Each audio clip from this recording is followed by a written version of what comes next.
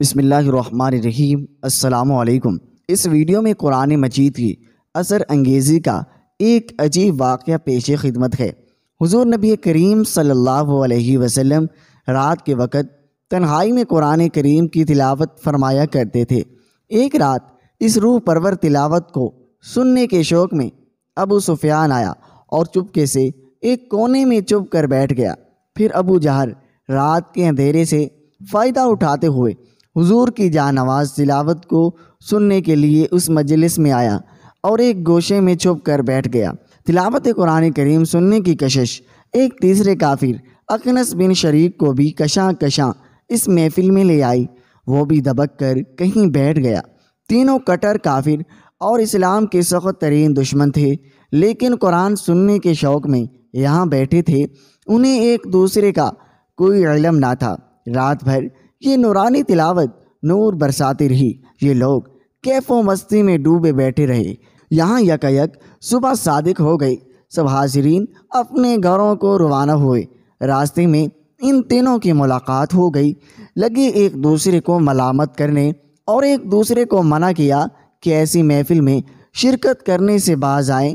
اگر سادہ لوگوں کو پتہ چل گیا ہم بھی رات بھر چھپ چھپ کر قرآن سنتے ہیں تو ان کا عقیدہ متزلزل ہو جائے گا۔ خبردار، پھر ایسی حرکت نہ کرنا۔ جب دوسری رات آئی تو ان تینوں سے صبر نہ ہو سکا۔ تلاوت سننے کی بے قراری ہر ایک کو پھر وہاں کھینچ لائی۔ ہر ایک یہی سمجھ رہا تھا کہ صرف وہی آیا ہے اور کوئی نہیں آیا۔ کیف و سرور میں ڈوبی ہوئی رات پل بھر میں بیت گئی۔ صبح کا اجالا پھیلنے لگا۔ سب اٹھے اور گھروں کو روانہ ہوئے۔ راستے میں پھر اچانک ایک دوسرے کا سامنا ہو گیا۔ پھر ایک دوسرے کو ملامت کرنے لگے اور پھر تائید کی کہ آئندہ غلطی نہ کرنا ورنہ بے وقوف لوگ گمراہ ہو جائیں گے۔ تیسری رات نے جب اپنے پر پھیلائے، ساری کائنات ظلمت و شب میں ڈوب گئی۔ شوق کی چنگاری پھر سلگنے لگی اور بے قابو اور بے اختیار ہو کر پھر ادھر کا رخ کیا جہاں سے اللہ تعالیٰ کے محبوب کا دلکش لہن سنائی دیا جا رہا تھا۔ یہ رات بھی بہت جلد ختم ہو گئی۔ وہ بھی اٹھے اور گھر کو روانہ ہوئے۔ راستے میں تینوں کی ملاقات ہوئی۔ فرط خجالت سے ایک دوسرے سے آنکھیں ملانے کی جرت نہیں کر سکتے تھے۔ آج پختہ عہد کیا کہ آئندہ نہیں آئیں گے۔ جب صبح ہوئی، اخنس بن شریک نے عصا پکڑا اور اس پر ٹیک لگاتا ہوا ابو سفیان کے گھر آیا اور اسے کہا، اے ابو سفیان۔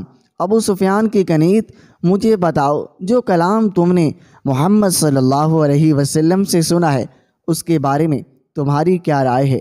ابو سفیان نے جواب دیا، یہ اخنس کی کنیت ہے۔ بخدا بعض چیزیں جو میں نے سنی ہیں ان کو میں جانتا تھا اور ان کا مفہوم بھی مجھے معلوم ہے، اور بعض چیزیں ایسی ہیں جن کو نہ میں جانتا تھا اور نہ مجھے ان کا مفہوم معلوم ہے۔ اخنس نے کہا، اس ذات کی قسم جس کی تم نے قسم کھائی ہے، میرا بھی یہی حال ہے۔ یہاں سے فارغ ہو کر اخنس ابو جہل کے گھر گیا اور اس سے پوچھا، اے ابو جہل، تم نے محمد صلی اللہ علیہ وسلم سے سنا ہے کہ اس بارے میں تمہاری کیا رائے ہے؟ ابو جہل نے کہا، میں نے کیا خاک سنا ہے، حقیقت یہ ہے ہمارا اور بنو عبد المناف یعنی حضور اکرم صلی اللہ علیہ وسلم کا خاندان کا جھگڑا اس بات پر تھا کہ قوم کا سردار کون ہے، اور سیادت کو حاصل کرنے کے لیے انہوں نے بھی اپنے دسترخوان کو وسیع کیا اور ہر غریب مسکین کو کھانا کھلایا، اور ہم نے بھی ان پر بازی لے جانے کے لیے دسترخوان کو وسعت دی اور ہر غریب مسکین کی ضیافت کا اہتمام کیا۔ انہوں نے بھی لوگوں کی بوجھ اٹھائے اور ہم نے بھی بوجھ اٹھائے۔ انہوں نے بھی اپنی فیاضی سے مانگنے والوں کی جھولیاں بھری، ہم نے بھی اس بات میں اس سے سبقت لے جانے کی کوشش میں اپنی سخاوت کا بھرپور مظاہرہ کیا۔ اور جب ہم مقابلے کے دو گھوڑے کے ماند ہو گئے یعنی ہر معاملے میں برابر ہو گئے تو انہوں نے اچانک اعلان کر دیا، ہم میں سے ایک شخص کو نبوت ملی ہے اور اس کے پاس آسمان سے وحی اترتی ہے۔ ہم یہ دعویٰ کیسے کر سکتے تھے کہ باخدا ہم تو اس پر ہرگز ایمان نہیں لائیں گے اور نہ اس کی تصدیق کریں گے۔ یہ سن کر اخنس اٹھا اور اس کو غضبناک حالت میں پڑے ہنکتے ہوئے چھوڑ کر چلا گیا۔ قرآن کریم کا حسین بیان اور زور و استدلال ہر سننے والے کو اندر ہی اندر سے متاثر کر رہا تھا اور وہ سچائی جو اس قرآن مجید نے بیان کی تھی ان کی وہ تردید نہیں کر سکتے تھے۔